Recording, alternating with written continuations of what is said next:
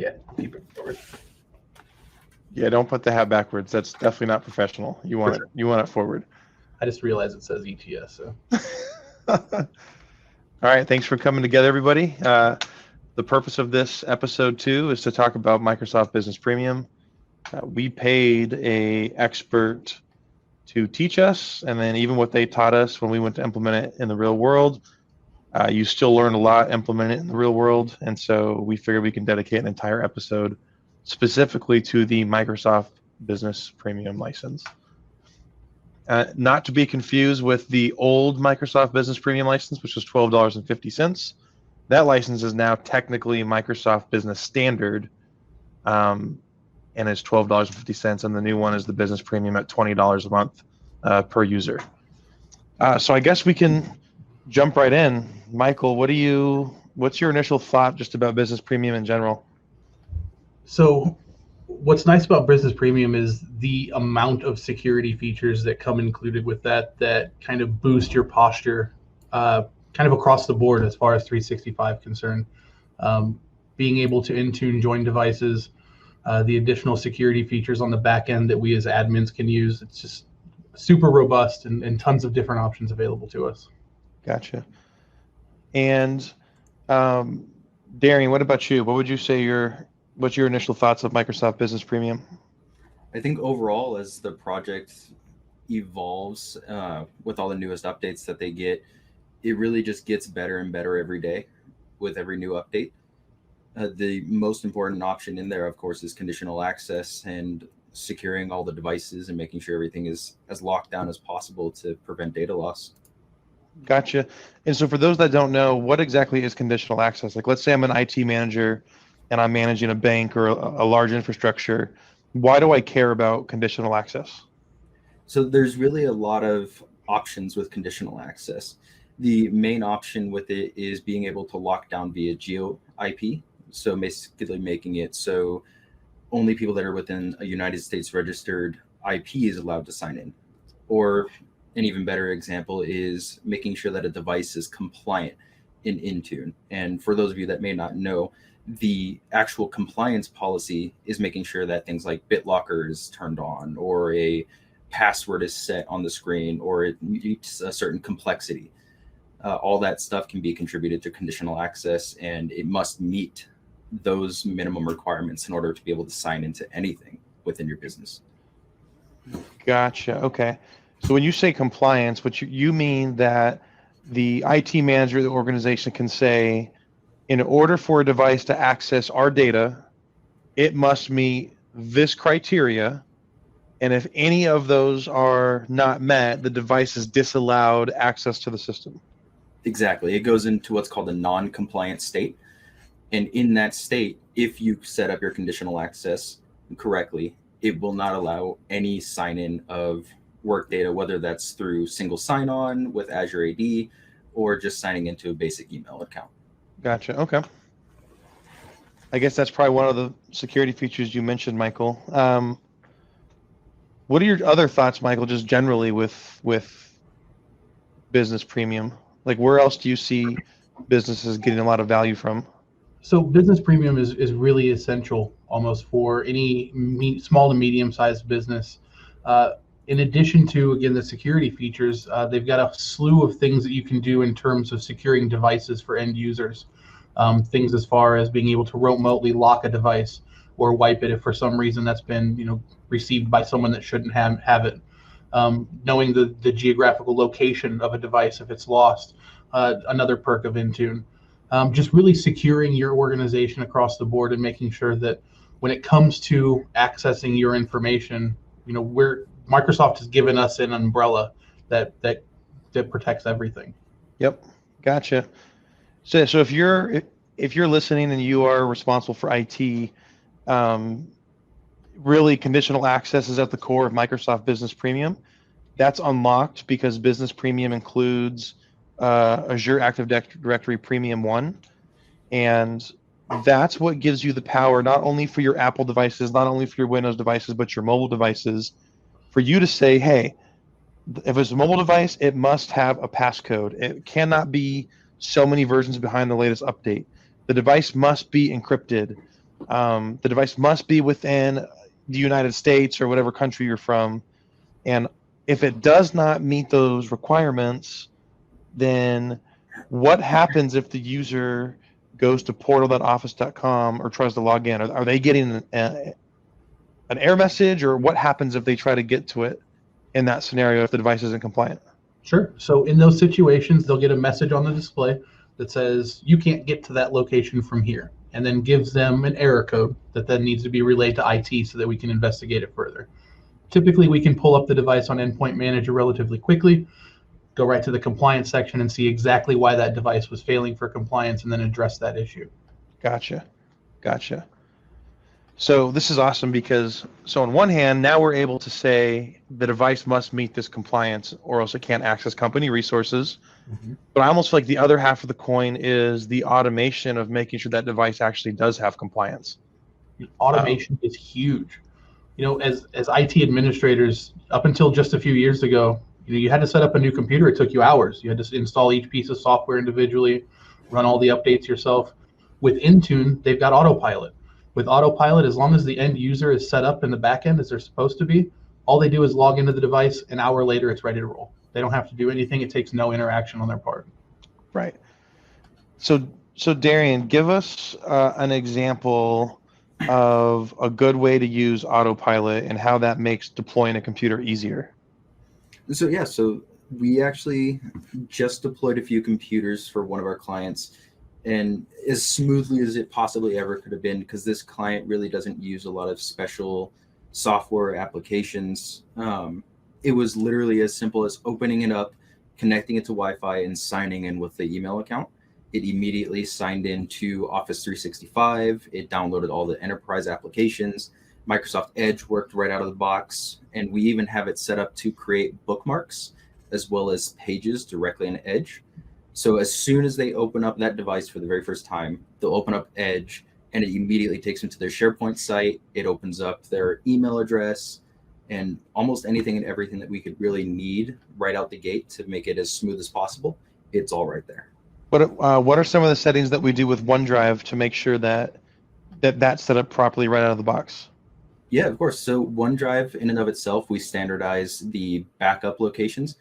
OneDrive has a built-in feature to back up your pictures, documents, and desktop folder right out the gate. There is an option in Intune to immediately turn those on. So once you sign in, along with the Office apps, it'll also sign into OneDrive automatically. And once it signs into OneDrive automatically, it'll synchronize with the processes in the 365 cloud and automatically back up all those folders for you. Gotcha. So literally right out the gate, their data is backed up. It's secured. Intune's auto-deploying antivirus. It's auto-deploying BitLocker encryption. It's getting them signed into all their Microsoft apps. It's pushing any custom software that they need. With nearly no user interaction. With no user interaction. And then once that's done, we know if there's a problem, because if something on the compliance side is not matching up, IT's aware and they can't get to their stuff anyway. Exactly. We're alerted nearly instantly. Right.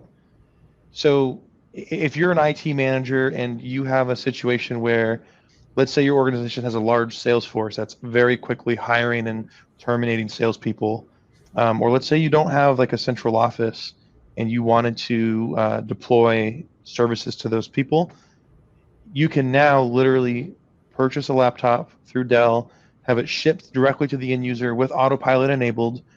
That user now logs in at the Windows 10 login screen with their company email and password, which is their M365 account. And then right there, it automates the setup and automates the compliance and security side and then merges together. Mm-hmm. Exactly. I mean, they're going to make us obsolete, guys. Right. And I mean, at the same time, one of the most important things to mention that with that as well is SSO. With the single sign-on option, if you have it enabled and set up properly on the back end, you can even make it so applications that is specific to your company will automatically sign in as well. So they don't even need to know a password or username or anything. It just works right out the gate. Right. So think about that, everyone. So now you're starting to see the power of security, right? So the goal of Microsoft Business Premium is to centralize the identity to the user's company email and password. And so when you centralize the identity to that, and then you protect it with two-factor authentication. Now, let's say they use Adobe or they use HubSpot or they use Bill.com or other random third-party software. Rather than IT having to maintain usernames and passwords for all of those systems, you integrate it back to Microsoft 365 Business Premium through SSO, and you do not. They all now log into those apps just using their regular company email, as well as the two-factor. You can even take it Two-factor another step further. With the inclusion of Azure AD, we can now set up a security group and enable your users to do self-service password reset.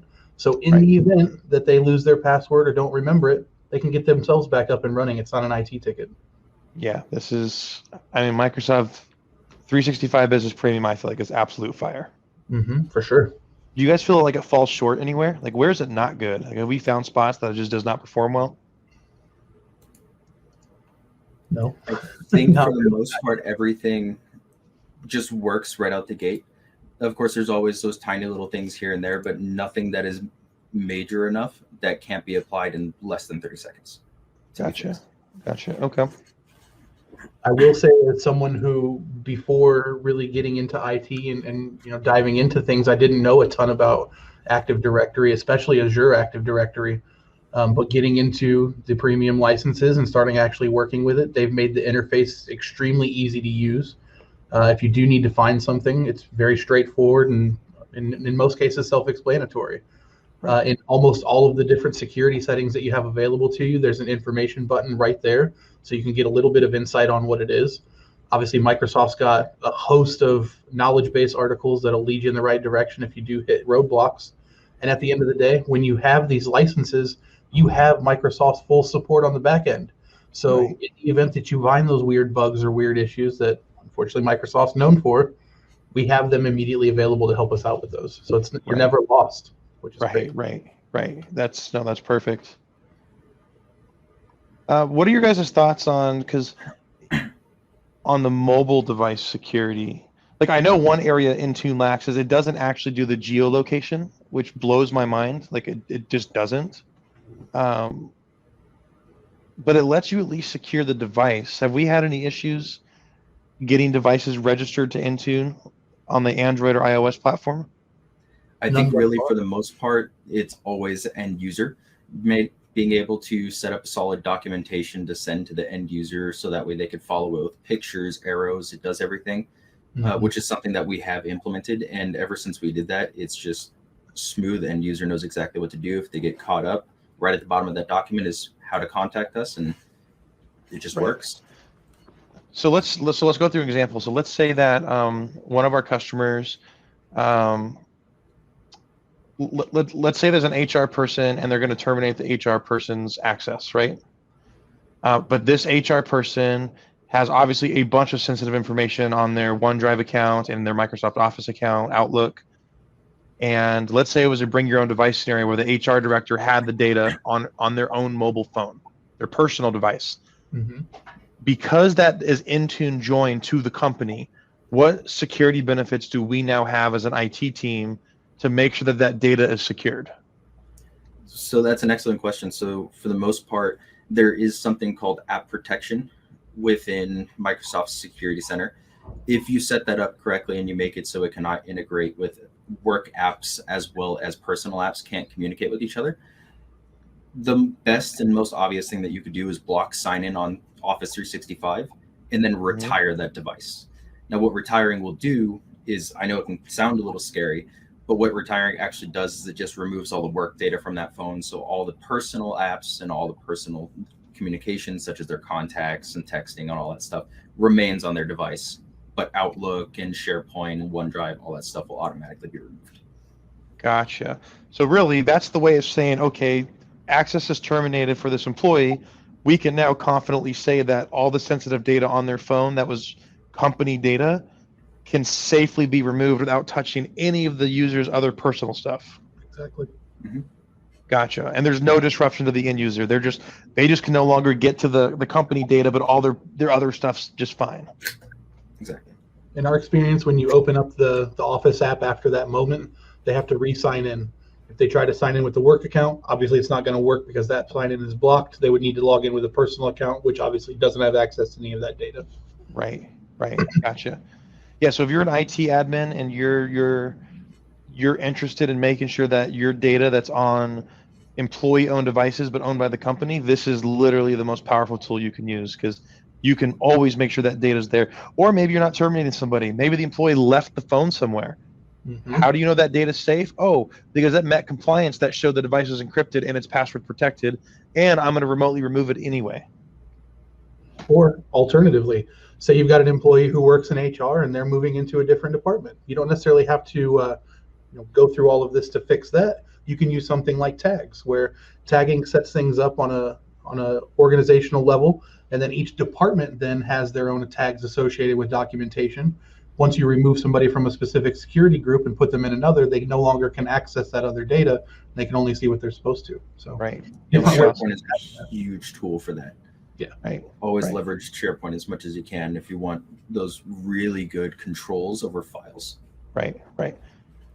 And I think the craziest part about this entire platform is that Microsoft has done such a good job of making it easy to navigate the web interface to configure this. For sure. Right. It's allowing the people that don't want to deep dive into command line to just be able to deliver an enterprise grade security solution. Mm-hmm.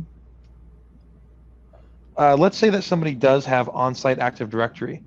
Is there still value in the Microsoft Business Premium? There is. Absolutely.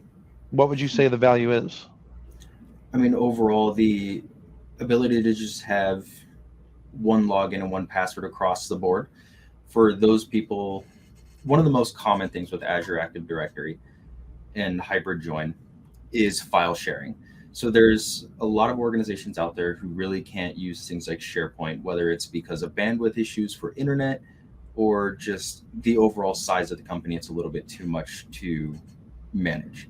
An on-site file share for that one would be a great solution. So in order to have that on-site file share, you can set up Azure AD Hybrid Sync that'll automatically SSO between the on-site Azure AD platform as well as Azure AD Online, and they'll work in conjunction, so that way you could still use those on-site file shares and all the permissions that you have, but still have the ability to SSO and Intune everything out and secure. Gotcha. Anything you want to add to that, Michael?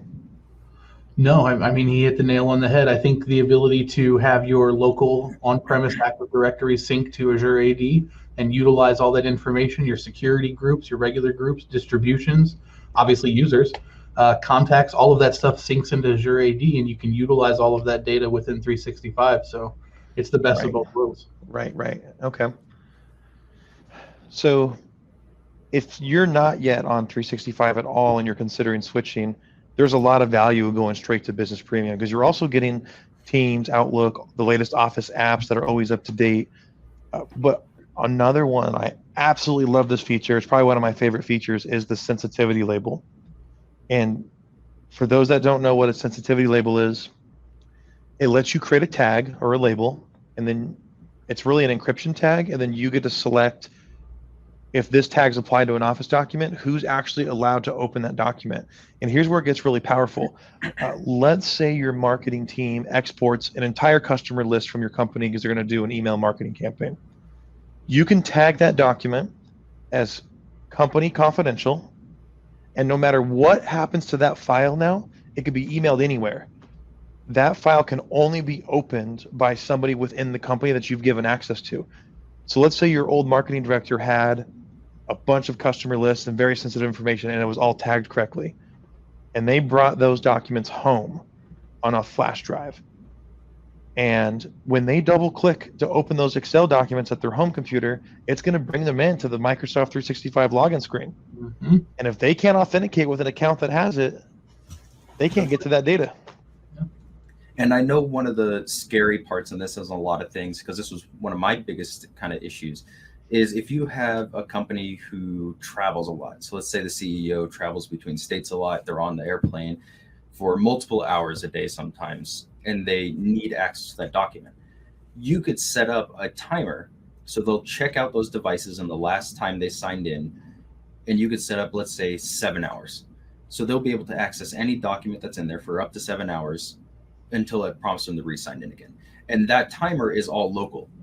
So it doesn't matter if they've been offline and off the internet for 40 days. That timer is localized, so it goes off of the clock on your computer. Once it reaches that 7-hour mark, you have to re-authenticate. Right. Nice. And on top of it, the encryption, like Brian was saying, everything is on a metadata level. So no matter what you do, the encryption is at as low as it could possibly be, so that way everything above it can be encrypted. Right. Right. Yeah, sensitivity labels are awesome. It is the absolute best way. And you can apply sensitivity label to an email you're going to send out, so staff can't forward it. And you can put it to PDF documents, Office documents. Maybe you tag your financials as accounting only. And if an IT person grabs that file and they bring it to their computer and they try to look at it, because they can't authenticate with an accounting email, they're not even able to see the information. Nice. It's a very, very, very, very powerful tool, and that's all of this is included in the Business Premium. What are some final thoughts? Like, Michael, I know you've had a lot of work with this, and you led the project with us, getting rid of folder redirection and moving over to Intune. What are some of your final thoughts on Business Premium? At the end of the day, and we'll say this in every episode that we have, security is of the utmost importance. And if it's something you're serious about doing, take full advantage. It's only a couple dollars more per user. Take advantage of all these things that Microsoft is offering us. The ease of use, the functionality, what the end users experience, like it's just so worth it. Intune is huge. I'd heard about it in the past, but never really dove into how essential it could be. And we're spearheading getting as many of our clients in line with Intune as we can, simply because it takes the legwork out of IT. We can have a computer set up in 30 minutes versus 3 hours. Right. Multiply that times 10 computers, you're looking at a full week's worth of work. Right. So, and we don't have to maintain all those checklists. Exactly. And each individual company can be tailored for exactly what gets put on the devices. It's a no-brainer in my opinion, and I think everybody that has the ability to should at least take advantage and check it out. Right. Darian, what are your final thoughts on Business Premium? I mean, overall, it's just an amazing platform. For if anyone else needs any kind of push or a reason to move over to Business Premium, is the Microsoft platform is really the one and only platform out there that is able to CMMC compliance anybody with government standards and regulations. And if you really want that kind of security, Microsoft is really the only one out there that puts everything into one platform versus having 3, 4, 5 or more platforms just to secure a device and get them everywhere they need to be. It's all consolidated down to one thing. Right. Or if you're just, an average IT manager and you're like, man, I need to simplify my life.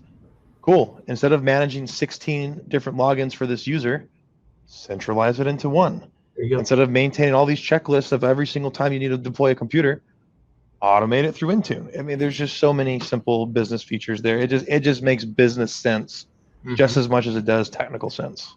Right. And at the end of the day, as IT administrators, like, we have to make it easier on ourselves. That's how we can be better, is being able to extend our bandwidth and be able to take on more. Intune and 365 Business Premium lets us do that. Right. Awesome. I think that's all we have for this episode. Thanks, everybody. For sure. This is good. Yeah, that was good. Next time we'll have some drinks while we do it. Let's go. We'll catch you guys next week. All right. See you later, everyone.